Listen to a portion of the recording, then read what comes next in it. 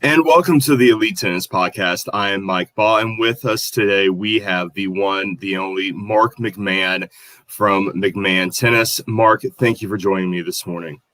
Good morning, Mike. How you doing? Great. How are you doing? Doing fantastic. Thank you. Great. So, Mark, you have a bit of an accent. If you don't mind, tell everybody where you're from. Well, many years ago, I made the trek from Melbourne, Australia, the home of one of the 4 Grand Slams, as I'm sure the audience knows. And over the last now 40 years, I've enjoyed the opportunity to spend my career here in the United States in many different aspects of tennis, and I'm blessed to still be able to do that. So, what got you from Melbourne, Australia to the United States in the early 80s there? Well, like a lot of young Australians of that generation, and hopefully still today, I wanted to follow in the footsteps of so many great Australian tennis players, from Rex Hartwig and Frank Sedgman through the Newcombs and the Lavers and the Rosewalls, and I had a dream of trying to play professional tennis, and I did give that a bit of a shot, and the emphasis there is on the word "a bit." As I look back now, I say, well, there was 2 things I was lacking. One was capital. If I looked at it as a business perspective, it was an expensive proposition even back then. But probably more so was the skill set. So I'm still trying to work on that dodgy forehand after 40 years. Yeah. So what was your first kind of position, job, as you will, in tennis? Yeah, so it's interesting. I was looking at the reality, like many young pros in their early 20s, what was going to be the career path. I came to realize pretty soon that I wasn't going to be a world-class tennis player. So teaching the game was something that I'd always had a great interest in. Probably from a personal perspective, I am a teacher of all types and sorts. And I like to learn, and I like to share my perspective on things. So my first opportunity was in Southeast Florida, and at that particular time, it was a country club that had a manager, 2 people that basically managed this club in Hollywood, Florida, and they were looking for someone to run their tennis program. And I think at that particular time, it was the accent that got me that first opportunity. But I think probably the opportunity, and this was in 1984, the opportunity that really set my career path was when I was hired in what was then my 3rd job at Boca Largo Country Club in Boca Raton, Florida. And I was the director of tennis there, 20 courts, very seasonal program, from November to April, like many positions in South Florida. The place just rocked and rolled. I mean, I was at work at literally 6:30 in the morning, and the days were long. And then in the summertime, by 10 o'clock, everyone had gone home. So it gave me a chance to spend those afternoons learning more about the industry, connecting with other pros. I started my volunteer work with the USPTA. I think I joined the board in 1985 or 6. Was president of the division for 3 terms in the late 80s, early 90s. Right around that time, I took the next step in my career, and that was when I was hired as the director of tennis at Boca West Country Club, and went from 20 courts and about 700 members to 36 courts. And I think the club actually issued over 8,000 membership cards one year in the early 90s. So it was a massive job, and ironically, it was a job that sort of set the opportunity to really think about what I wanted to do, because it was more administration than it was teaching. I really, at that point, wanted to teach more tennis. And as I thought about kind of career progressions, I decided, I had 2 young girls at the time, that I really wanted a more active year-round family-oriented program. And I started to look around, and Southeast Florida at that particular juncture didn't have a lot of those opportunities. And I had a very good job, so it was sort of a situation of trying to determine what was going to be the right pathway. And an opportunity opened up just outside of Atlanta, Georgia, Dunwoody Country Club, 14 courts, both hard and clay.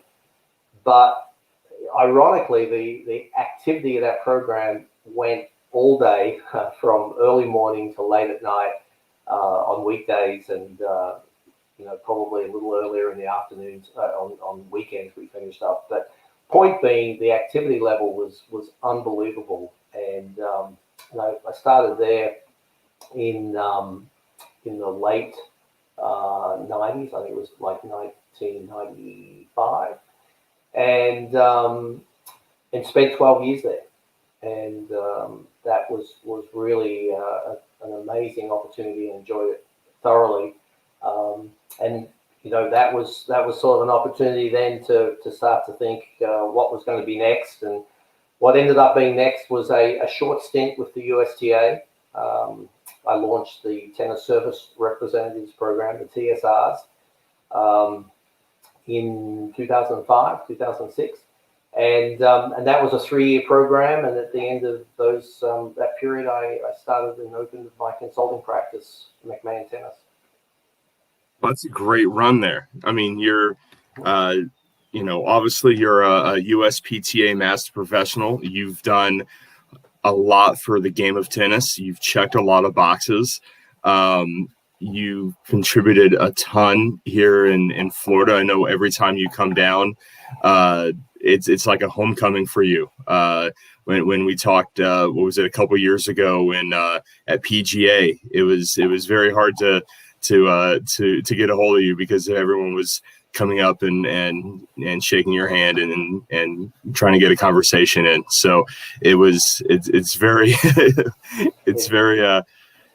Most of those people, Mike, were the people that I'd lost bets to over the years, and they were looking to collect from me. I think maybe that was the problem. But Florida does have a special place in my personal and professional heart. And I think I mentioned I was on the board and president of the USPTA division there, and I was so blessed with so many friendships that evolved over those years. And tennis is just a wonderful sport. The industry is a great industry. It allows us to stay connected to people. And we go kind of along our professional pathway, and opportunities open up that give us the chance to visit places and reconnect with people. And over the last few years, particularly with the executive search work that I'm doing, it's given me an opportunity to get back to Florida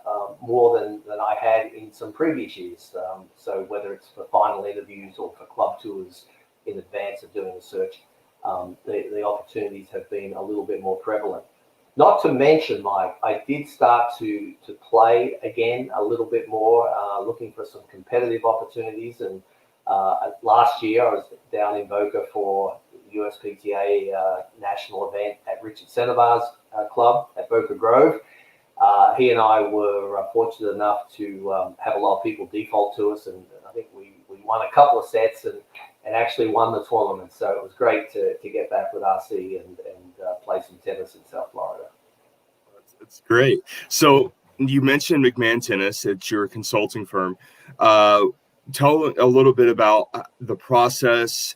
I've done a little bit of work with you here and there with this, but so I'm familiar with what you do. But if there's a teaching pro that is looking to get your services, and just a brief overview on what you do and how you can help them out. Well, there's two sides to the business, and I will just quickly circle back to when I first started consulting. It was when I finished with the USTA, and another division of the USTA, the marketing department, they retained me as a consultant. So I went from being an employee to a consultant, and that gave me sort of both the opportunity to to put my toe in the water, so to speak. It also gave me a client, which is getting your first client's always the hardest. And for many years, I would do anything and everything that a club might need. But I started to really enjoy the talent identification, and that's known, I guess, generally as executive search. Some people call it a headhunter, but I like the search term better because I think it is a bit of a search, or you might say puzzle maker, right? Because it's really like putting together a puzzle. But the focus of the business over the last 10 years was really executive search, helping clubs identify directors of tennis or directors of racket sports to run their program.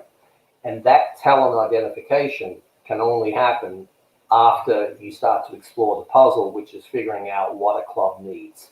And that's where I put a lot of the focus of our work, is on working with either a search committee or a club general manager to really assess their program, what their expectations are of the new professional, where they feel their program is strong, where there's opportunity for improvement, and ultimately what they would like to see as the priorities for that professional when they first come in. And that gives us the opportunity to build a skill set and to develop a profile, and we call it a position profile of the type of candidate that we think will be best suited to that opportunity. And then the process takes its course in terms of working through that list. And in those situations, the club is the client of McMahon Tennis, not the professional. So the pros don't pay any money for that. There's sometimes a misconception, if you pay money to a company, they'll get you a job. And that's not true. It doesn't happen that way.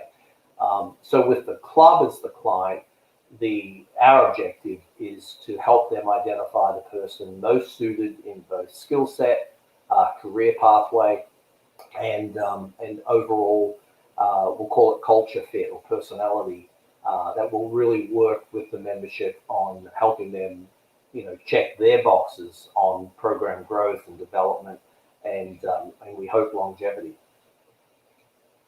So, and then you said there were two sides of that. What's the second side then? Yeah, great. So the first part of it, as I said, is the executive search. And about 2 years ago, it became evident to me that there needed to be more done on the other side of the interview table, if you will. And tennis is a very generous industry. Professionals are very willing to provide advice, to provide feedback, to share their best practices with other pros. We do it at conferences and conventions all the time. And at the end of the search, I would typically get several calls asking if there's anything from a candidate saying, is there anything I could do better? Is there any way that I can prepare myself better to give myself an improved opportunity or an improved chance of being selected at a future job opportunity? I'd also get some calls or emails that say, well, I wasn't even given an interview. What am I missing here? How does that happen? And sometimes it would be one of the last 2 or 3 people, and they'd say, well, what was the difference? And the answer is that there isn't an answer. There are lots of different answers, and it can take a lot of different pathways, if you will. So, long story short, those would be 10-minute phone conversations or a quick email response, and I didn't feel like that was giving really due justice and feedback that was really meaningful and helpful. So I started to offer more formalized feedback and really looked at some other industries and what is done in those industries. And the concept of coaching, we do it for a profession. As tennis professionals, we coach other players. And I looked at that concept, and it's not unique, but it wasn't happening in our industry. So I started to offer more formalized career coaching. And like any situation, I love to assess situations. So we developed an online assessment. We call it a career SWOT assessment. And in these situations, the professionals that we work with, they are the clients. And yes, they do pay for that service, for our coaching. but they complete an assessment. We work with them to identify and specify very definitively their goals. And we try to ensure that those goals are SMART goals. We won't go down that path, but very specific and measurable.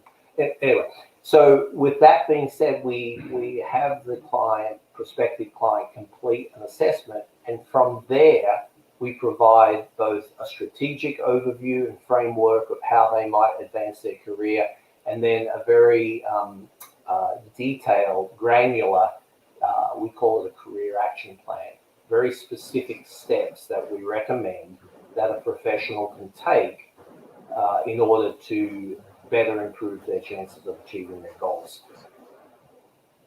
Getting some feedback there, Mike, but You okay? yeah. So Okay. it disappeared now. So with that assessment in place, we really provide very definitive action plans. And at that point, we complete the assessment, we do a strategic plan, the action plan, we do a coaching session around those points, and then the professional has some decisions to make. How do they act on the plan? It's an action plan. It's not actions in force, right? There needs to be another step. So sometimes that will be completing additional continuing education. It might be completing or participating in an advanced education program. It might be something as simple as creating a more marketable resume, or improving the brand of a person in the public arena. That could be a LinkedIn profile, or things that people do or don't do on social media that might be impacting their chances of success. So we look at the entire picture. And we've found that really provides professionals the chance to compete better. And we say very clearly that from being coached, getting career coaching doesn't guarantee that you're going to get a job. It will improve your preparation to compete for a job.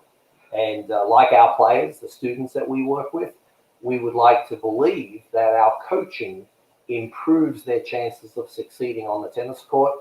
I believe that the coaching that we provide from a career perspective will increase the chances of success in a person's career. Well, I kind of equate the job search to playing a tournament. It's kind of like a single elimination. There's no backdraw. You may have 128 candidates, and they're all vying for one spot, and there's only one person that walks away with it. It's a great analogy. The draw is normally around 64, 50 to 80 and this is for directors of tennis and directors of racket sports. So typically 50 to 80 people may be interested in a particular job, and you're right, it is single elimination for that tournament. And I think it's important, and I'd counsel professionals who might be watching this and thinking about their own career to think about their next 12 to 24 months of tournament play, and not put the emphasis on just one tournament. Because at the end of the day, you can control how you play. You can control how well you prepare. We'll take the tournament analogy, how well you eat, how much you practice mental toughness, how well you exploit and leverage your strengths, how well you mitigate, at least, if not eliminate, your weaknesses, the opportunities that you take advantage of. Staying away from another person's strengths is a little difficult in the job search, but there are external threats. So there's the SWOT assessment I just went through. You can do all those things and prepare better. You just can't control if you win or not. But over a period of time, the better you prepare, the more chance you have of ultimately succeeding. And I also tell people that, you might think about winning one tournament next October. Well, that's sort of creating maybe a false finish line. What I'd really like people to think about are the things that they want to do with their career, the way they want to spend their time, and break it down into the days. What do I want to do when I go to work? how much time do I want to spend on the court? When I'm on the court, what type of players do I want to work with? How important is it that I am at my son's, baseball game?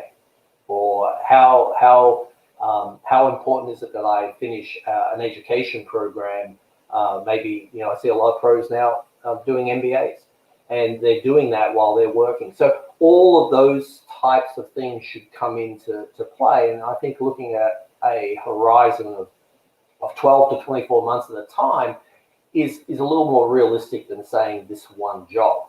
Now, last point, Mike. With that said, I do subscribe to setting very specific goals. So if there's something that you want, target it and go after it with everything you've got. But again, keep it in perspective. You're not going to be able to control whether you win or lose, but you can control how you approach the game. Absolutely. And to stay on this, that tournament analogy, you also can't control the tournament schedule. You can't control when these jobs are opening up and when they're going to happen.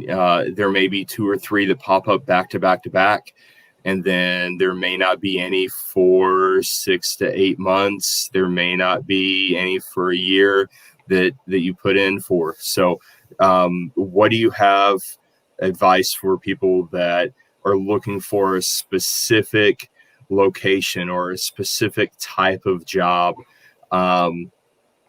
Like they're looking for like a specific type of club, or they're looking for a specific facility size or something like that, or like location, but they may not have it readily available. Yes, that's a great question, because I think being able to define your objective, define your career goal is important. But as you say, you can't control when and whether that happens. Again, I go back to the preparation. A lot of times I'll get a call as, I've applied for this job and I'd like to talk to you about the interview. Well, so much more goes into that interview preparation than the week before the interview. It's, you got to go back and look at what was defined by the club as their priorities and needs, and how did you respond to those priorities and needs in your cover letter, in your resume, in your first telephone interview, if you did a questionnaire. All of those things come into play before you walk into the interview room. In fact, when you walk into that interview, generally there is a preconceived position of the search committee that has been established and even discussed based upon all of that prior data. And most clubs today, for these director positions, they want to see a broader picture of a candidate's career, and they'll ask a candidate to present that by way of a portfolio, of some information that really provides texture to the things that are being written or spoken about during the interview process. So my counsel there is to prepare now for what may and will ultimately occur in the future. So start to think about how your resume is at least the template of the resume is done, and then it can be fine-tuned and certain experiences and successes highlighted depending upon what the particular job is that you're applying for. But preparation is the key for what might come down in the future. And I think I covered the question, though. There may have been a second part to that, Mike. Oh, that's good. I mean, this isn't a presidential debate or anything, so we're not going to penalize you for skipping over a question or anything. Sorry, it's that time of year. So you talked briefly about the portfolio.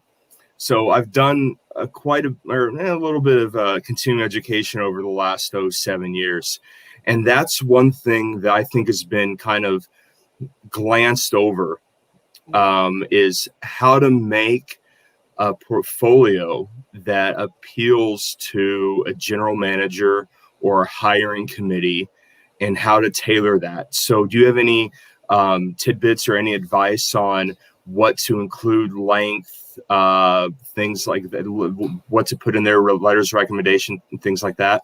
Yeah. So as a rule of thumb, I can only speak for us, but I know some of the other companies, and I've seen some other requests for portfolios. We define a portfolio. Let's keep it 20 pages or less. Let's make sure that people know what they're looking at. So let's include a table of contents on the front end. And then the primary word that I come to, and this is portfolio, resume, cover letter, the whole gamut, relevance. It's important that the information that's included is not a, in the sales world, there's a saying that a bad salesman, he or she will show up and throw up. In other words, they'll show up and just talk about everything that they have without asking a question about what the customer might need. Well, it's the same principle, except they've already told you. Again, they've listed the portfolio, they've identified the job, and not enough attention is paid to that profile. That's telling you, that's giving you insight as to what questions are going to be asked, how you're going to be judged, and rated, so to speak. So the portfolio needs to be relevant. So you might have 100 pages of accolades and newspapers articles and podcasts and links and all of these wonderful things that you have done in your career, you being a professional. It's important that the 20 pages are relevant to what has been identified as the priorities for that particular job. So that's talking from a content perspective. From a presentation perspective, this is, again, one of these interesting dynamics, Mike, because very often in our careers, we don't have to use, Illustrator or some other software to design beautiful presentations and camera-ready artwork. And the portfolio doesn't need to be sort of that camera-ready deal. It's probably an old term these days, right? Camera-ready. But it does need to catch the eye, and it does need to have, beyond the content being relevant, it does need to engage the reader. There's a lot of information. Most people, maybe if they've used a firm like McMahon Tennis, they haven't gone through 80 resumes. We've done that for them, but they've gone through maybe a dozen or more to get to those finalists. So they've read a lot of things, and things start to gloss over after a while. So I think catching the attention and getting engagement from the reader is critical. And you raise a great point. There's no education on that per se. And maybe that's something that we should be thinking about adding to our offerings, because it is an important component. And by the time I work with a candidate on their presentation to a search committee, I'm not working for the candidate, I'm working for the club. So I'm not really coaching someone on how to prepare their portfolio. I do want them to present themselves in their best possible light. And we do provide some guidance along the lines of the things that I'm talking about to you now. But I think, again, having the chance to work on those things, now in preparation for the future. And maybe you prepare 50 pages, but only 20 are going to get used depending upon the job you go for. That's great, Mark. Going to the kind of the next thing that we want to go into, and this is the next part of the McMahon Tennis Search, is the USPTA DirectorSearch. It was announced a couple months ago that you're partnering with the USPTA, and they're launching USPTA DirectorSearch.com. That's a mouthful. And you go on the website and you help build, you fill out the information and you build your portfolio, or not portfolio, but you build your profile. Mm-hmm. And that's going to help with the placements, and that's more for the higher level jobs, for the director jobs, for the director of rackets, for those positions, not just like the assistant tennis pro jobs that you find on Find a Pro. Right. So there's a few different components of USPTA DirectorSearch, and just to sort of frame the surface up, Mike. We've looked. I was a division president and a USPTA national board member for many years, and we've always, for years and years, looked at the job market and wanted to see how we can help members become more effective and competitive in the job market. Because at the end of the day, another great friend of mine used to kid, Will Hoagie used to say, look, I don't go to work to make friends. I go there to make a living. Well, he made a lot of friends making a living, but we do want our members and tennis professionals as a whole. I know the PTR wants this as well. Trade groups are there to support their members. So the job market is a big part of that. So with that being said, we've always looked at the PGA of America as an entity that always seems to be doing more and dare I say better for their members. And we want to kind of play on that same field. They've had a very well-funded career services department for many years.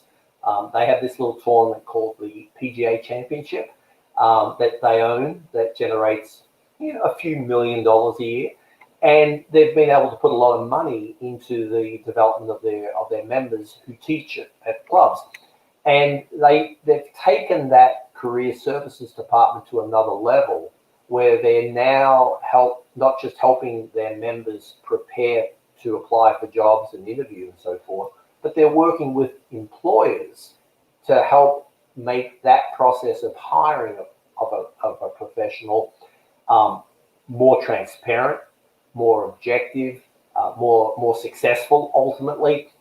So a win-win on both sides. The employer has a better experience and is better prepared to identify the best professional, the best fit.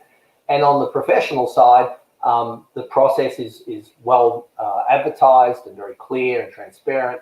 And the members, PGA of America members, are being better prepared. That's the concept. That was the genesis of USPTA DirectorSearch. And it's something that I've wanted to do for a long time, and I approached the association a couple of years ago. It just wasn't the right time, but in the last year, it has evolved, and we've consummated a partnership. And there's a couple of different components. There's the employer side and the USPTA member side. The employer side, I've kind of spoken about that, but one of the things that we're doing is we're providing employers with a complimentary assessment of their program prior to listing a job. So if they have a director of tennis or a director of racket sports job that's open, we will provide them with a complimentary assessment of their program and consult with them in advance without a fee to help them to find their job. And sure, we're available to help them with paid services, but we want to have a baseline on the employer side of how they go about listing a job. And you'll see on USPTA DirectorSearch.com, we just listed a new job last week in New York, and we've created this little table with each job, and it's called This Job by the Numbers. And it's just some of the basic fundamentals, including the base salary, you might say. It's the number of courts, the number of hours expected to teach, the number of members at the club, the number of adult players, number of junior players, number of ladies tennis teams, number of courts, types of courts. So we've got all of this data there, this job by the numbers. So when a pro applies, he or she knows what they're applying for. So that's really a great thing, and the employer provides all of that information. On the member side, USPTA DirectorSearch has online a lot of complementary career development resources. The site launched only now 6 weeks ago. So we're adding to that on an ongoing basis. There'll be articles and video tips and so forth. But there's also the opportunity for USPTA members to create a career profile.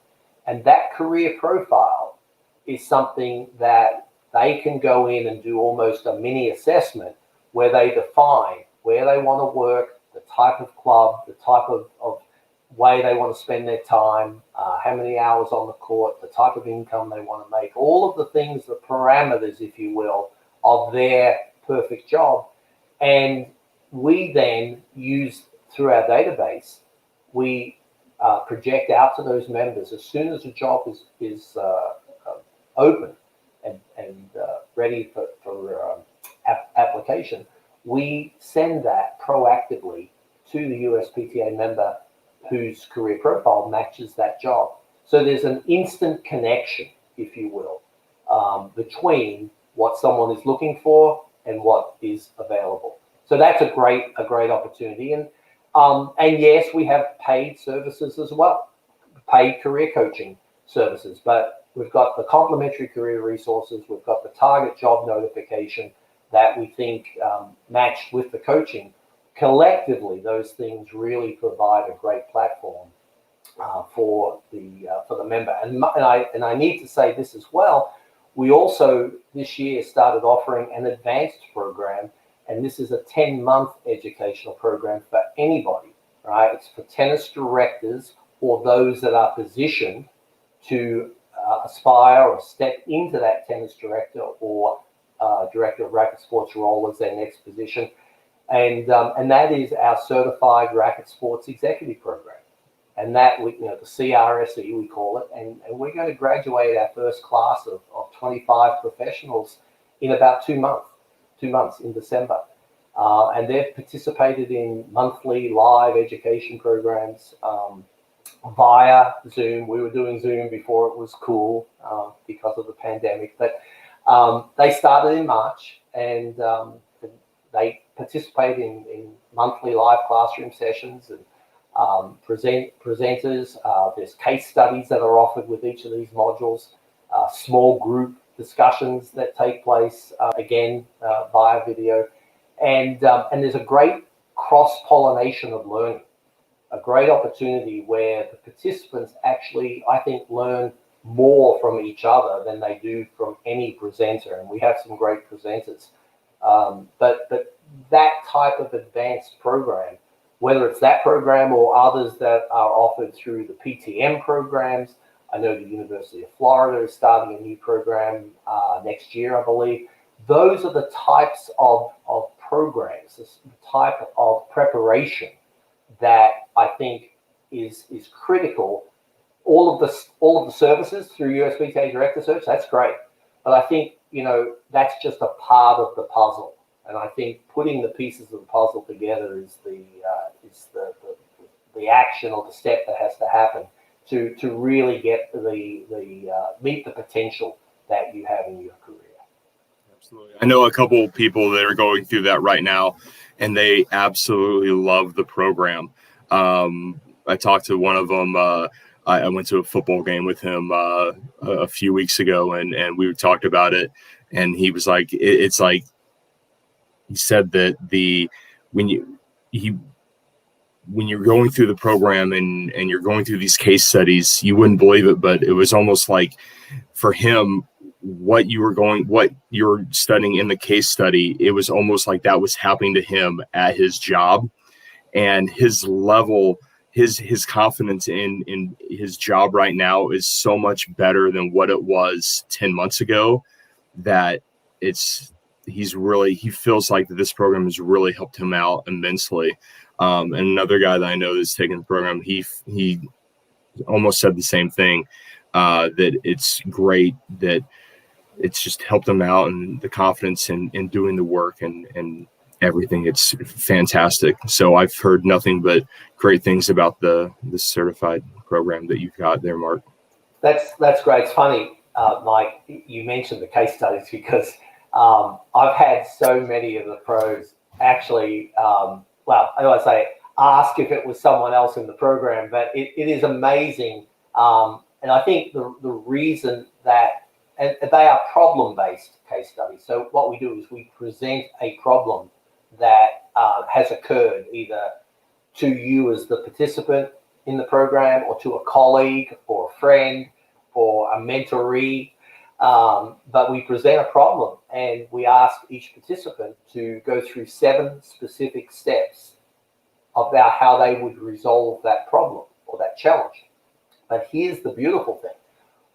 And we use a distance learning module, an online platform, and so everyone enters their work on this platform. But once you mark your case study work complete, it becomes accessible and viewable by the other participants in the program. So everyone in the program gets the benefit of seeing how their co-participants have addressed this problem. And you know, to me, that's a great learning tool. Then we do a small group discussion multiple group discussions with smaller numbers where everyone gets the chance to dialogue and ask questions, and they're moderated, but a little different than the monthly sessions. But that's the CRSE program, and it's really cool. So going back to the USPTA DirectorSearch, one thing you mentioned is you consult with the club when they list their job. That's awesome, because I don't know how many general managers I've talked to that, especially at golf and country clubs, where their background isn't golf, it isn't tennis, but it's more food and beverage. It's membership. It's sales. It's somewhere along those lines, and they moved up that way, and they don't know the difference between hard true and hard pan and hard court. They don't know anything about tennis. They know that there's lines and you hit a ball over the net, and that's about it. They don't know the difference between synthetic gut and polyester. They don't know anything. And when you get to tennis, we use a lot of letters: USPTA, PTR, USTA. It's almost kind of an alphabet soup, if you will. And it's kind of funny, because whenever I'm updating my resume, I'm thinking in the back of my head is, if somebody knew absolutely nothing about tennis, how can I make sure that I'm writing this to somebody that has no idea what they're talking about, to make sure, because we're not speaking the same language. What kind of tips and advice do you have for an applicant when they're preparing their stuff, and what kind of experiences do you have for helping those general managers that may not know anything what they're looking for? Well, we do love an acronym in tennis. That is a fact. So two parts to the question. Start with the general managers and the clubs as a whole, and I think that you've got multiple pathways to becoming a general manager in a club, and the CMAA, the Club Management Association of America, has done an outstanding job of educating and developing its members to be better prepared as executives to run multi-million-dollar enterprises. And the term general manager is not lost, or chief operating officer, but using general manager, that is someone that generally, someone who manages a multitude of different areas, and in a sense is not deep or expert in any one of them, but incorporates all of the human resources skills and the communication and personality traits to encompass a team to execute. The tennis director or racket sports director being one member of that team. So the really smart general manager, the excellent general manager, will look to knowledge experts to run their departments within their clubs, and subsequently or consequently, the best of the best do look to knowledge experts like myself and the other search consultants to assist them in identifying the right person to run their operation. So if there is guidance available, it can be very specific to the industry, tennis or golf as an example. But it can also be just the proverbial second or third or fourth opinion. And sometimes that perspective, that objective, outside of the tornadic activity of a club, right? You get outside that tornado, it's a little easier to see which way it's moving and how strong it is, right? That analogy is true, I think, in the hiring process, because you get a lot of stakeholders involved in the process, and it's important to have some objectivity and some distance from both the history and the A-type personalities that might be on that search committee, and maybe the fears. Maybe there was a bad hire at some point, so now everything goes to the other side of the spectrum. So again, the objectivity can be very, very helpful. But you asked the question about the acronyms in the industry. And sometimes it's, you know how you have the opportunity to have your text wrap or flow, right? Sometimes when you're doing a resume these days, you have to use the text wrap because there's so many letters after an applicant's name. And you're right, Mike, they're lost. You know, it's like I could literally throw out a dozen letters and I could make something up, and I wonder sometimes if a general manager would really know the difference if they are not right up to speed on what they all mean. I think you asked what an applicant can do to ensure that a general manager or search committee really understands their commitment to continuing education and what those letters mean, whether it's certification or education.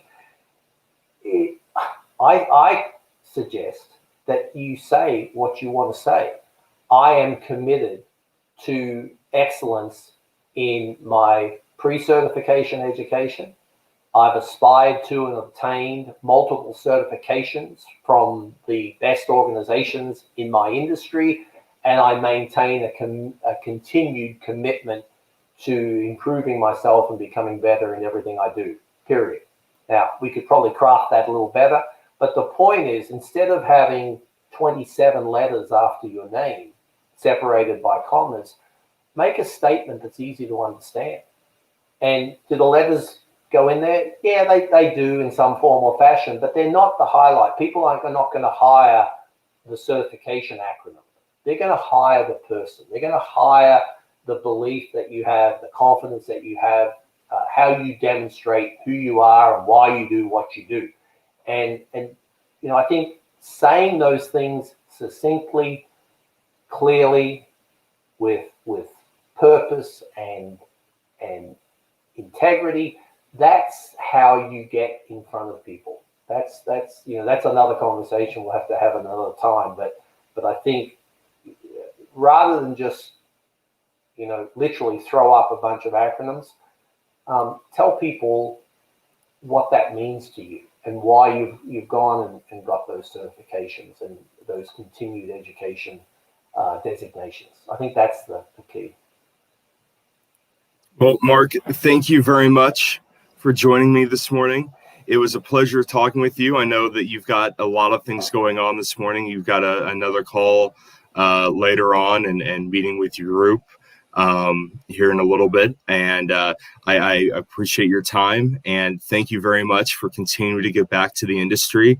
I know it's greatly appreciated by so many people, what you've done before, what you've done currently, and what you're doing currently, and what you're still planning on doing in the future. So thank you so much for joining and giving kind of an update on you and where you are, and giving us some insights over the last 40 years of Mark McMahon. So thank you so much. My pleasure, Mike. I appreciate the invitation, and hopefully we'll have a chance to chat again soon. Absolutely. Hope to see you very soon. And guys, hopefully we see you all very soon as well. And hope everyone takes care and stay safe. Thank you all very much. Cheers.